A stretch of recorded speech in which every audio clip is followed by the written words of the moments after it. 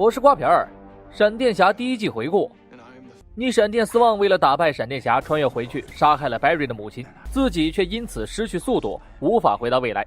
为了回家，他重新创造了闪电侠，用威尔斯博士的身份指导 Barry 变得更快。可他最终还是输给了 Barry， 输给了祖先艾迪。在逆闪消失后，天空中出现了一个巨大虫洞，吞噬着城市。Barry 与火风暴携手击碎了虫洞，罗尼选择了牺牲自己，两个挚友的离开加上威尔斯博士的背叛， Barry 受到了巨大的打击。曾经热闹的实验室变得空无一人， Barry 成为了独行侠，只有这样才能不让身边的人受到伤害。黑洞事件已经过去了6个月， Barry 如往常一样为警局效力，今天却遭到了神秘男人的偷拍。市民为了纪念闪电侠救世的壮举，特意将当天设为了闪电侠日，市长甚至亲自为他发布了金钥匙。是时候出现敌人了，一个力大无穷的铁憨憨袭击了颁奖典礼，被希斯科的武器击中后变成了巨型铁憨憨。Barry 打下他的面具后才发现，这个人其实早就应该死了，他本早就被杀害了，现在安详地躺在停尸房里。这个变种人却长得和他一模一样。不过 Barry 拒绝所有人的帮助，威尔斯生前的律师给 Barry 发来了律师函，是一个必须交给 Barry 的 U 盘，但仇恨让 Barry 根本不想打开。闪电侠小队解散以后，凯瑟琳也转到水星实验室工作，希斯科专门把他请了出来帮忙解决变种人的案件。不问 Barry 的意见，几个人强行重启了星辰实验室，并且由斯泰因博士担任最强大脑。他们推测变种人是吸收了周围的辐射才会变大，恰好一间废弃厂房里的辐射异样。 Barry 依旧不想接受任何人的帮忙，独自一个人跑了过去。此时变种人正大口大口地吸着毒气， Barry 的乌拉乌拉龙卷风对他无效，对方瞬间硬朗了起来，掐住了 Barry 致命的脖颈。实验室的小伙伴正盯着监控想办法帮上忙。斯坦因博士让希斯科立刻触发厂房的所有警报。 Barry 这边还在被胖揍，警报吸引了变种人的注意力， Barry 才活着逃了出来，昏倒在实验室。昏迷的时候，他梦到了小的时候，小年纪就家破人亡，是乔给了他无微不至的关怀，才让他坚强地熬了下来。现在的乔依旧在随时监护着昏迷的 Barry， 他希望 Barry 能够接受朋友们的帮助，不要把所有的愧疚都扛在自己身上。老父亲一番掏心窝子的话说服了 Barry， 对于凯瑟琳的愧疚高过于其他人。她的丈夫为了救 Barry， 为了救城市牺牲了自己。恰好威尔斯的 U 盘掉了出来，在凯瑟琳的提议下， Barry 才决定打开看一看。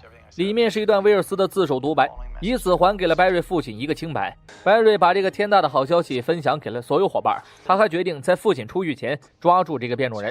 只不过这次他不再是独行侠，整个闪电侠小队是他的后盾。他们模仿哥谭市某个不愿意透露姓名的布鲁斯·韦恩，给自己做了一个闪电灯，成功吸引了变种人的仇恨。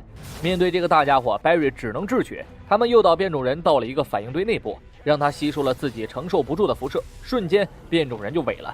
临死前，他告诉闪电侠，有人命令我来杀死你，这样我就能回家了。他的名字叫做 Zoom。 解决掉了变种人， Barry 把父亲接回了家。10余年的冤案终是推翻，这些年亨利也累了，他想要自己定居远方，享受难得的安宁，这样才能让儿子继续前进。实验室突然闯进一个神秘男人，他自称名叫杰，杰知道所有人的身份，包括 Barry 是闪电侠。杰来自地球2，6个月前的黑洞打破了时空，开启了2个平行宇宙的大门，而那个变种人就来自地球2，所以长得和死者一模一样。巧的是，杰在地球2也是闪电侠。在黑洞出现之前，杰一直在对抗 Zoom 是一个快过他们所有人的极速者，在对抗中，杰被彻底打败。将死之时，黑洞开启了，这才把他带到了地球1。在这个世界，他失去了神速力，没有办法回到地球2。杰花了半年的时间才弄清楚他们的身份，但 Barry 不相信他。凯瑟琳给杰做了一个全身检查，发现他没有什么异常，反而接触起来让凯瑟琳很开心。平行宇宙的理论让所有人一脸懵逼。如果杰所述属实的话，那么这个城市中的某个角落就有一个缺口通往地球2，这也可能为 Zoom 提供便利。今天，乔迎来了一个新搭档佩蒂。自艾迪去世后，乔不愿意接受任何搭档，无情回绝了佩蒂的热情，而杰被关进了超能监狱。Barry 总是能在他身上看到威尔斯的影子。说话间， Barry 就用乌拉乌拉龙卷风解决了一起火灾，刚放松就被另一个变种杀人袭击，挨了一拳，还让对方跑了。隔天，在案发现场 ，Barry 认识了佩蒂。佩蒂对 Barry 在警局丰功伟绩全都了解，甚至一眼就断定火灾是变种人引起的。虽然表现优秀，但乔还是不同意他成为搭档。不过 Barry 对佩蒂可算是好感十足啊。另一边，杰每天都在接受各种体检和分析。当他看到 Barry 的物证以后，就看出对手是谁。同样来自地球2的沙妖，有过交手的杰深知沙妖的弱点， Barry 却表示我不听，依旧保持着怀疑的态度。希斯科却调查的时候意外触碰到证物，震波到了沙妖出现的画面。另一边，佩蒂追查到了杀妖的本名斯利克，并且乔伏击在了他附近，追击过程中险被甩开，还好佩蒂及时制服了他。只不过这个人是地球1的本尊，压根儿没什么超能力，虽然他也不是什么好玩意儿。佩蒂作为大功臣，加上活泼的性格，让 Barry 对他好感更增一步。但此事一出，平行宇宙的理论几乎被证实了，唯一秉持怀疑态度的只剩 Barry。信任对于 Barry 来说像是遥不可及的东西。警局这边，乔前脚放走了斯利克，后脚杀妖就出现在他们身后，乔被一拳敲晕，佩蒂被当成人质活捉。事到如今，Barry 不得不寻求杰的帮助。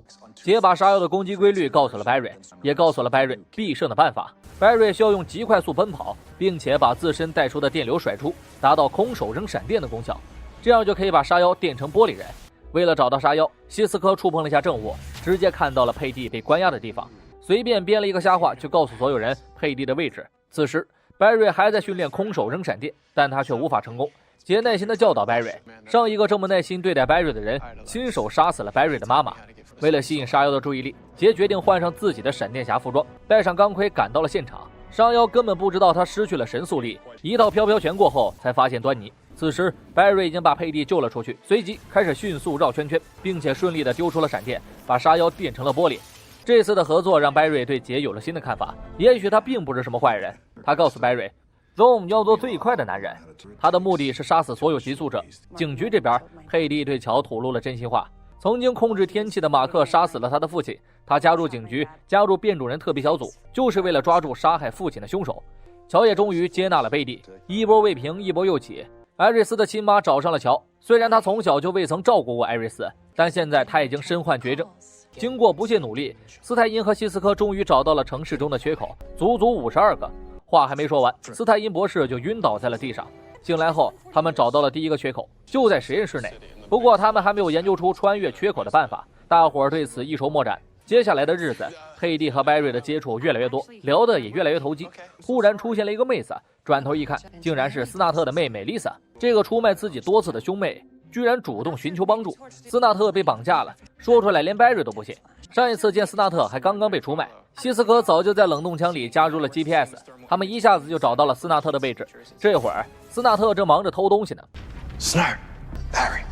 Barry 跟个贼一样的过来问候老朋友，碍于父亲，斯纳特只能再次出卖 Barry。Lisa 深知父亲路易斯有多缺德，斯纳特这辈子都不可能替他做事儿，只有一种可能，那就是受到了威胁。回想起路易斯小时候狂揍他们兄妹， Lisa 就感觉心里一阵抽搐。希斯科只好赶过来安慰 Lisa。也许这兄妹不是什么好人，但他们是唯一的亲人了。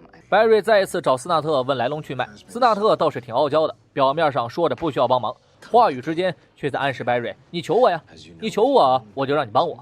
留下一堆暗示后，扭头就走，回到了恶棍老爹的身边。路易斯对出言不逊的技术人员直接遥控爆头伺候。死者第二天被警局发现， Barry 和佩蒂一起检验了尸体，确认身份后， Barry 他们也发现此人与路易斯息息相关，而 Barry 几乎可以肯定，威胁斯纳特的筹码就是他的妹妹。希斯可以检查出 Lisa 脖子内同样有炸弹，这种特制的炸弹接触空气就会瞬间爆炸。Barry 没办法靠速度取出炸弹，在希斯科想到办法之前， Barry 决定伪装成技术人员混入路易斯团队。与斯纳特达成协议后，两个人连哄带骗，让路易斯相信了 Barry 的身份。说走就走，三个人赶到了抢劫地点。为了不让路易斯乱杀无辜， Barry 还得偷偷带走安保人员。可他根本没有什么破解密码的技术，依靠自己的速度一遍一遍地尝试着8位数的密码，最起码有1亿个组合。试出密码后，路易斯准备杀人灭口，斯纳特还在内疚中呢，殊不知子弹早就被 Barry 空手接住了。另一边，希斯科研发了一个超高速真空枪，可以让炸弹不接触空气的情况下瞬间被吸出来。总而言之呢，依旧是充满风险的办法。Barry 这会儿也换装闪电侠来阻止路易斯。路易斯拿着遥控器威胁斯纳特开枪射击闪电侠。争分夺秒的时候，希斯科成功取出了炸弹，一个信息交换，斯纳特就冻死了路易斯。为了妹妹，他杀死了父亲，自己也蹲进了监狱。Barry 来探望他，也看出了斯纳特的内心其实善良大于邪恶。经过不断的接触，Barry 和佩蒂交换了手机号， Lisa 也和希斯科吻别在这有人的街。接下来他们终于可以安心研究缺口了。这些天，杰和凯瑟琳一直尝试稳定缺口，功夫不负有心人，他们成功了。这下杰终于可以回家了，但凯瑟琳有点不舍，恰好 Barry 需要他的帮助。杰决定干掉 Zoom 以后就回家。斯泰因博士突然失控，独自一个人变成了火风暴，由红火变蓝火，然后再次晕了过去。深夜缺口中却来了一个不速之客——威尔斯博士。我是瓜皮儿，我们下期见。